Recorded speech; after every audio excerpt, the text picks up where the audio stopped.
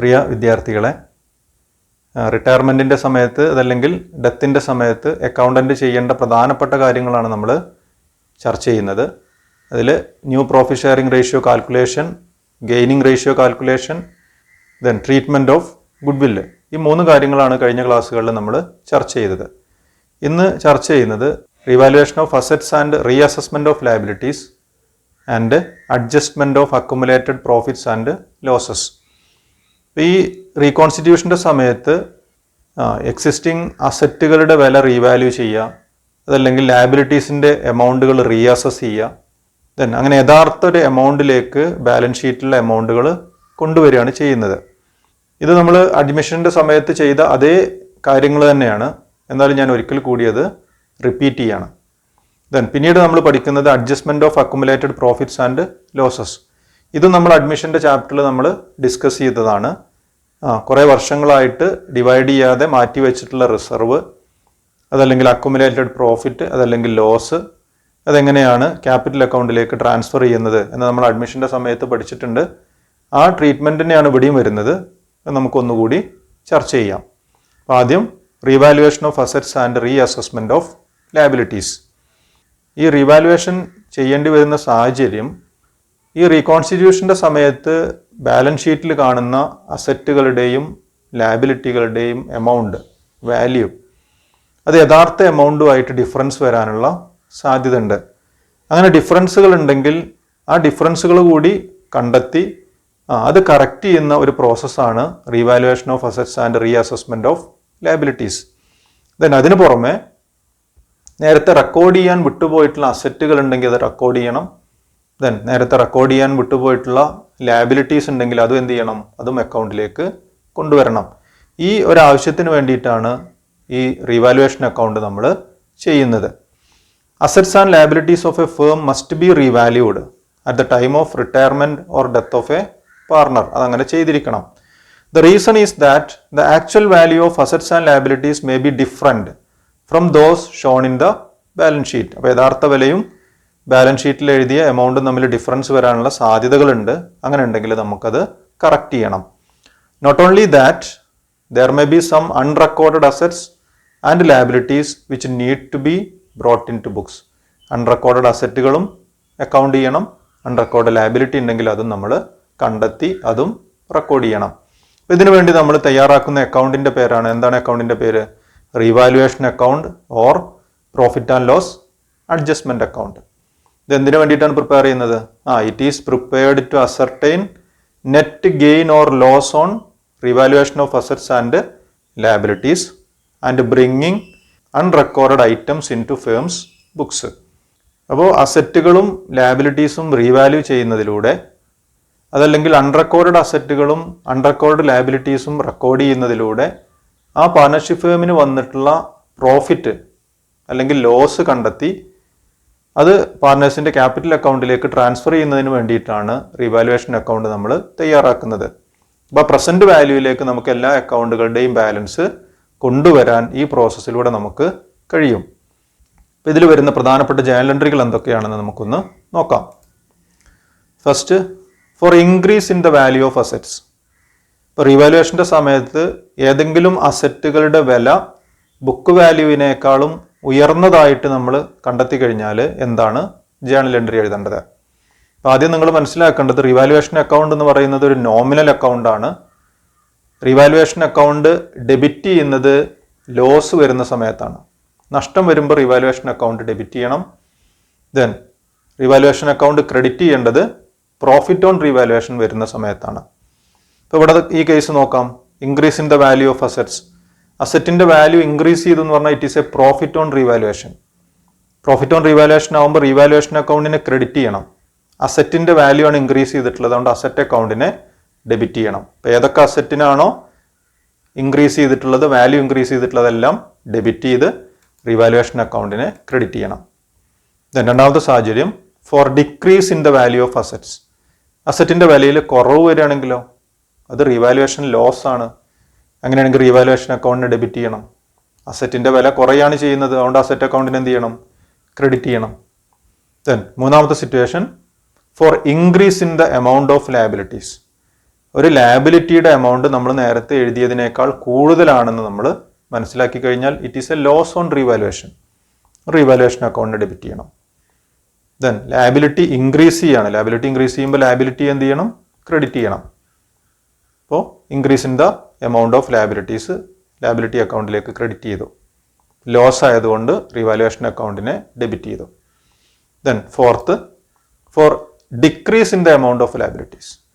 നമ്മൾ എഴുതിയ ബാധ്യതയേക്കാൾ കുറവാണെന്നാണ് നമ്മൾ മനസ്സിലാക്കുന്നതെങ്കിൽ, ഒരു ലാബിലിറ്റി കുറയുകയാണെങ്കിലോ it is profit on revaluation. ഇപ്പോൾ ലാബിലിറ്റി കുറയുന്നത് കൊണ്ട് ലാബിലിറ്റി അക്കൗണ്ട് ഡെബിറ്റ് ചെയ്യണം. ദെൻ റീവാലുവേഷൻ അക്കൗണ്ട് പ്രോഫിറ്റ് ആയതുകൊണ്ട് ക്രെഡിറ്റ് ചെയ്യണം. ദെൻ അടുത്ത സാഹചര്യം വരുന്നത് ഫോർ ആൻ അൺറെക്കോർഡ് അസെറ്റ്. രേഖപ്പെടുത്താത്ത ഒരു അസെറ്റ് നമ്മൾ കണ്ടെത്തി കഴിഞ്ഞാൽ അത് റെക്കോർഡ് ചെയ്യണം. ഒരു അസെറ്റാണ് റെക്കോർഡ് ചെയ്യുന്നത്. അസെറ്റ് ഇൻക്രീസ് ചെയ്യണം. It is a profit on revaluation. അപ്പോൾ അസെറ്റ് അക്കൗണ്ടിനെ ഡെബിറ്റ് ചെയ്യണം. പ്രോഫിറ്റ് ആയതുകൊണ്ട് റീവാലുവേഷൻ അക്കൗണ്ടിനെ ക്രെഡിറ്റ് ചെയ്യണം. Then unrecorded liability. അൺറെക്കോർഡഡ് ലാബിലിറ്റിയാണ് ഇറ്റ് ഈസ് എ ലോസ് അല്ലേ. ഒരു ലാബിലിറ്റിയാണ് നമ്മൾ റെക്കോർഡ് ചെയ്യുന്നത്. ലാബിലിറ്റി റെക്കോർഡ് ചെയ്യുമ്പോൾ ലാബിലിറ്റിയെ ക്രെഡിറ്റ് ചെയ്യണം. ലോസ് ഓൺ റീവാലുവേഷൻ ആണ്, അതുകൊണ്ട് റീവാലുവേഷൻ അക്കൗണ്ടിനെ ഡെബിറ്റ് ചെയ്യണം. ലാബിലിറ്റി അക്കൗണ്ട് ക്രെഡിറ്റ് ചെയ്യണം. ഇപ്പോൾ ഏത് അസെറ്റാണോ അൺറെക്കോർഡഡ് കണ്ടിട്ടുള്ളത് ആ അസെറ്റിനെ ഡെബിറ്റ് ചെയ്ത് റീവാലുവേഷൻ അക്കൗണ്ടിന് ക്രെഡിറ്റ് ചെയ്യണം. ദെൻ ഏത് ലാബിലിറ്റി ആണോ അൺറെക്കോർഡഡ് ആയിട്ട് കണ്ടിട്ടുള്ളത് ആ ലാബിലിറ്റിയെ ക്രെഡിറ്റ് ചെയ്ത് റീവാലുവേഷൻ അക്കൗണ്ടിനെ ഡെബിറ്റ് ചെയ്യണം. ദെൻ ഇപ്പോൾ എല്ലാ ജേണൽ എൻട്രികളും എഴുതി കഴിഞ്ഞാൽ റീവാലുവേഷൻ അക്കൗണ്ട് ബാലൻസ് ചെയ്യും. ഇപ്പോൾ റീവാലുവേഷൻ അക്കൗണ്ടുകൾ ഒന്നിൽ പ്രോഫിറ്റ് കിട്ടും, അതല്ലെങ്കിൽ ലോസ് വരും. പ്രോഫിറ്റ് ആണെങ്കിൽ അത് പാർട്ട്നേഴ്സിൻ്റെ ക്യാപിറ്റൽ അക്കൗണ്ടിലേക്ക് ക്രെഡിറ്റ് ചെയ്യണം. അങ്ങനെ വരുമ്പോൾ റീവാലുവേഷൻ അക്കൗണ്ടിനെ ഡെബിറ്റ് ചെയ്യണം. For distribution of profit or loss on revaluation. Revaluation അക്കൗണ്ടിനെ ഡെബിറ്റ് ചെയ്തിട്ട് to all partners capital account, അത് അവരുടെ ഓൾഡ് പ്രോഫിറ്റ് ഷെയറിംഗ് റേഷ്യോയിൽ ഡിവൈഡ് ചെയ്ത് കൊടുക്കണം. ദെൻ ഇതിന് പകരം ലോസ് ആണെങ്കിൽ പാർട്ട്നേഴ്സിൻ്റെ ക്യാപിറ്റൽ അക്കൗണ്ട് ഡെബിറ്റ് ചെയ്യണം അല്ലേ. ലോസ് ആണെങ്കിൽ ക്യാപിറ്റൽ അക്കൗണ്ട് കുറയും. പാർട്ട്നേഴ്സിൻ്റെ ക്യാപിറ്റൽ അക്കൗണ്ട് ഡെബിറ്റ് ചെയ്ത് റീവാലുവേഷൻ അക്കൗണ്ടിന് ക്രെഡിറ്റ് കൊടുക്കണം. Loss on revaluation transferred to partners capital account. അപ്പോൾ ഇത്രയും ജേണൽ എൻട്രികളാണ് റീവാലുവേഷൻ അക്കൗണ്ടിൽ വരുന്നത്. അപ്പോൾ ഇത് റീവാലുവേഷൻ അക്കൗണ്ടിൽ എങ്ങനെയാണ് കാണിക്കേണ്ടത് എന്നുകൂടി നമുക്കൊന്ന് പരിശോധിക്കാം. ഇപ്പോൾ റീവാലുവേഷൻ അക്കൗണ്ട് എന്ന് പറയുന്നത് ഒരു നോമിനൽ അക്കൗണ്ടാണ്. പ്രോഫിറ്റ് ആൻഡ് ലോസ് അക്കൗണ്ട് പോലെ തന്നെയാണ്. അതിൽ ലോസ് ഓൺ റീവാലുവേഷൻ ആണ് ഡെബിറ്റ് ചെയ്യേണ്ടത്. പ്രോഫിറ്റ് ഓൺ റീവാലുവേഷൻ ക്രെഡിറ്റ് ചെയ്യണം. പ്രോഫിറ്റ് വരുന്നത് 3 സാഹചര്യങ്ങളിലാണ്. ഒന്ന്, increase in the value of asset, അങ്ങനെയാണെങ്കിൽ റീവാലുവേഷൻ അക്കൗണ്ടിൽ ക്രെഡിറ്റ് ചെയ്യണം. 2, decrease in the value of liability, അങ്ങനെയാണെങ്കിലും ക്രെഡിറ്റ് ചെയ്യണം. ദെൻ അൺറെക്കോർഡഡ് അസെറ്റ്, അങ്ങനെയാണെങ്കിലും ക്രെഡിറ്റ് ചെയ്യണം. ദെൻ ലോസ് വരുന്നത് 3 സാഹചര്യങ്ങളിലാണ്. ഒന്ന്, decrease in the value of asset. 2, increase in the value of liability. 3, unrecorded liability. ഇത്രയും കാര്യങ്ങളാണ് റീവാലുവേഷൻ അക്കൗണ്ടിൽ വരുന്നത്. ഇത് നിങ്ങളൊന്ന് പഠിച്ചു കഴിഞ്ഞാൽ റീവാലുവേഷൻ അക്കൗണ്ട് സിമ്പിളായിട്ട് നിങ്ങൾക്ക് ചെയ്യാൻ കഴിയും. ഇത്രയും എഴുതി കഴിഞ്ഞാൽ നമ്മൾ റീവാലുവേഷൻ അക്കൗണ്ട് ബാലൻസ് ചെയ്യണം. ബാലൻസ് ചെയ്യുമ്പോൾ ക്രെഡിറ്റ് സൈഡാണ് കൂടുതലെങ്കിൽ അത് പ്രോഫിറ്റ് ആണ് വരിക. ബാലൻസ് ഡെബിറ്റ് സൈഡിൽ വരും. ആ പ്രോഫിറ്റ് നമ്മൾ എവിടേക്ക് ട്രാൻസ്ഫർ ചെയ്യണം? ക്യാപിറ്റൽ അക്കൗണ്ടിലേക്ക് ട്രാൻസ്ഫർ ചെയ്യണം. ഇനി ഡെബിറ്റ് സൈഡാണ് കൂടുതലെങ്കിൽ ബാലൻസ് വരുന്നത് ക്രെഡിറ്റ് സൈഡിലാണ്, ലോസ് ആണ്. ലോസ് ആണെങ്കിലും അതും എങ്ങോട്ട് ട്രാൻസ്ഫർ ചെയ്യണം? പാർട്ട്നേഴ്സിൻ്റെ ക്യാപിറ്റൽ അക്കൗണ്ടുകളിലേക്ക് ട്രാൻസ്ഫർ ചെയ്യണം. എങ്ങനെയാണ് റീവാലുവേഷൻ അക്കൗണ്ട് പ്രിപ്പയർ ചെയ്യേണ്ടത്? ലോസ് ഓൺ റീവാലുവേഷൻ ആണെങ്കിൽ ഡെബിറ്റ് സൈഡിൽ എഴുതാം. പ്രോഫിറ്റ് ഓൺ റീവാലുവേഷൻ ആണെങ്കിൽ അത് ക്രെഡിറ്റ് ചെയ്യണം. ദെൻ അതിൻ്റെ ബാലൻസ് കണ്ട് അത് ക്യാപിറ്റൽ അക്കൗണ്ടുകളിലേക്ക് ട്രാൻസ്ഫർ ചെയ്യണം. ഇനി നമ്മൾ ചർച്ച ചെയ്യുന്നത് adjustment for accumulated profits and losses. ഒരു പാർട്ണർ റിട്ടയർ ചെയ്യുന്ന സമയത്ത് അതല്ലെങ്കിൽ ഡെത്തിൻ്റെ സമയത്ത് കഴിഞ്ഞ വർഷങ്ങളിൽ ഡിവൈഡ് ചെയ്യാതെ മാറ്റി വെച്ചിട്ടുള്ള റിസർവ് ഫണ്ട് ഉണ്ടെങ്കിൽ അതല്ലെങ്കിൽ കഴിഞ്ഞ വർഷത്തെ പ്രോഫിറ്റ് ഡിവൈഡ് ചെയ്തിട്ടില്ലെങ്കിൽ അക്കുമുലേറ്റഡ് ആയിട്ടുള്ള പ്രോഫിറ്റ് ഉണ്ടെങ്കിൽ ഇനി അതല്ല അക്കുമുലേറ്റഡ് ലോസ് ആണെങ്കിൽ ഇതൊക്കെ എങ്ങനെയാണ് ഡിവൈഡ് ചെയ്യേണ്ടത്? എന്താണ് അതിൻ്റെ ജേണൽ എൻട്രികൾ എഴുതേണ്ടത്? The retiring or deceased partner is entitled to his share in the accumulated profits and is also liable to share the accumulated losses if any. ഇപ്പോൾ ഈ ഔട്ട് ഗോയിങ് പാർട്ണർക്ക് പ്രോഫിറ്റിൽ അവകാശമുണ്ട്, അതുപോലെ തന്നെ ലോസ് ആണെങ്കിൽ അതിലുള്ള റെസ്പോൺസിബിലിറ്റി അല്ലെങ്കിൽ അത് സഫർ ചെയ്യാനുള്ള ബാധ്യതയും അയാൾക്കുണ്ട്. These accumulated profits or losses belonging to all partners and should be transferred to capital accounts of all partners in their old profit sharing ratio. ഇപ്പോൾ കഴിഞ്ഞ വർഷങ്ങളിൽ അവരുണ്ടാക്കിയെടുത്തിട്ടുള്ള പ്രോഫിറ്റ് ആണെങ്കിലും കഴിഞ്ഞ വർഷങ്ങളിൽ അവർക്ക് വന്നിട്ടുള്ള നഷ്ടമാണെങ്കിലും ഇതെല്ലാ പാർട്ട്നേഴ്സിനും അതിൽ ഉത്തരവാദിത്തമുണ്ട്. ഇപ്പോൾ പ്രോഫിറ്റ് ആണെങ്കിൽ അവരുടെ അക്കൗണ്ടുകളിലേക്ക് ക്രെഡിറ്റ് ചെയ്ത് കൊടുക്കണം. ദെൻ ലോസ് ആണ് അവരുടെ കയ്യിലുള്ളതെങ്കിൽ അത് അവരുടെ ക്യാപിറ്റൽ അക്കൗണ്ടിലേക്ക് ഡെബിറ്റ് ചെയ്ത് കൊടുക്കണം. അതിന്റെ ജേണൽ എൻട്രികൾ നമുക്കൊന്ന് നോക്കാം. For transfer of accumulated profits or reserve, പ്രോഫിറ്റോ അതല്ലെങ്കിൽ റിസർവോ ഉണ്ടെങ്കിൽ അത് ബാലൻസ് ഷീറ്റിന്റെ ലയബിലിറ്റി സൈഡിലാണ് നമുക്ക് കണ്ടെത്താൻ കഴിയുന്നത്. അങ്ങനെ ബാലൻസ് ഷീറ്റിന്റെ ലയബിലിറ്റി സൈഡിലുള്ള ഒരു ഐറ്റം അവരുടെ ക്യാപിറ്റൽ അക്കൗണ്ടിലേക്ക് ട്രാൻസ്ഫർ ചെയ്യുമ്പോൾ ആ റിസർവ് അല്ലെങ്കിൽ പ്രോഫിറ്റിനെ എന്ത് ചെയ്യണം? ഡെബിറ്റ് ചെയ്യണം. എല്ലാ പാർട്ട്നേഴ്സിന്റെയും ക്യാപിറ്റൽ അക്കൗണ്ടിനെ ക്രെഡിറ്റ് ചെയ്യണം. പ്രോഫിറ്റ് ഷെയറിംഗ് റേഷ്യോയിലാണത് ഡിവൈഡ് ചെയ്യേണ്ടത്. ദെൻ രണ്ടാമത്തെ സാഹചര്യം for transfer of accumulated losses. Accumulated losses ആണെങ്കിൽ പ്രോഫിറ്റ് ആൻഡ് ലോസ് അക്കൗണ്ടിന് ഡെബിറ്റ് ബാലൻസ് ആണ് വരുന്നത്. ബാലൻസ് ഷീറ്റിന്റെ അസറ്റ് സൈഡിലാണ് നമുക്ക് ആ എമൗണ്ട് കണ്ടെത്താൻ പറ്റുന്നത്. അങ്ങനെ ബാലൻസ് ഷീറ്റിന്റെ അസറ്റ് സൈഡിലുള്ള ആ പ്രോഫിറ്റ് ആൻഡ് ലോസ് അക്കൗണ്ട് ബാലൻസിനെ പാർട്ട്നേഴ്സിന്റെ ക്യാപിറ്റൽ അക്കൗണ്ടിലേക്ക് ഡെബിറ്റ് ചെയ്യണം.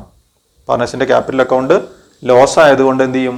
റെഡ്യൂസ് ചെയ്യും. ഇപ്പോൾ partners capital account debtor to profit and loss account. ഇവിടെയും ഡിവൈഡ് ചെയ്യേണ്ടത് അവരുടെ ഓൾഡ് പ്രോഫിറ്റ് ഷെയറിംഗ് റേഷ്യോയിലാണ് ഈ ലോസും അവർ ഡിവൈഡ് ചെയ്യേണ്ടത്. അപ്പോൾ ഇത്രയും കാര്യങ്ങളാണ് ഇന്നത്തെ ക്ലാസ്സിൽ ചർച്ച ചെയ്യുന്നത്. ഇന്ന് ചർച്ച ചെയ്ത് പ്രധാനമായിട്ടും രണ്ട് കാര്യങ്ങളാണ്. ഒന്ന് revaluation of assets and reassessment of liabilities. റീകോൺസ്റ്റിറ്റ്യൂഷൻ്റെ സമയത്ത് അസറ്റിൻ്റെയും ലയബിലിറ്റിൻ്റെയും വിലയിൽ മാറ്റം വന്നു കഴിഞ്ഞാൽ അതെങ്ങനെയാണ് നമ്മൾ അക്കൗണ്ട് ചെയ്യേണ്ടത് എന്ന് നമ്മൾ പഠിച്ചു. റീവാലുവേഷൻ അക്കൗണ്ട്, അതിൻ്റെ ഫോർമാറ്റ്, അതിൽ വരുന്ന ജേണൽ എൻട്രികളൊക്കെ നമ്മൾ ഇന്ന് ഡിസ്കസ് ചെയ്തു. അതുപോലെ തന്നെ അൺഡിസ്ട്രിബ്യൂട്ടഡ് ആയിട്ടുള്ള പ്രോഫിറ്റ് ഉണ്ടെങ്കിൽ അതല്ലെങ്കിൽ റിസർവ് ഉണ്ടെങ്കിൽ അതെങ്ങനെയാണ് ഡിവൈഡ് ചെയ്യേണ്ടത് എന്നും നമ്മൾ മനസ്സിലാക്കി. അടുത്ത ക്ലാസ്സിൽ നമുക്കിതെല്ലാം ഉൾപ്പെടുത്തിയിട്ടുള്ള ഒരു ഇലിസ്ട്രേഷൻ നമുക്ക് പരിചയപ്പെടാം. ഓക്കെ.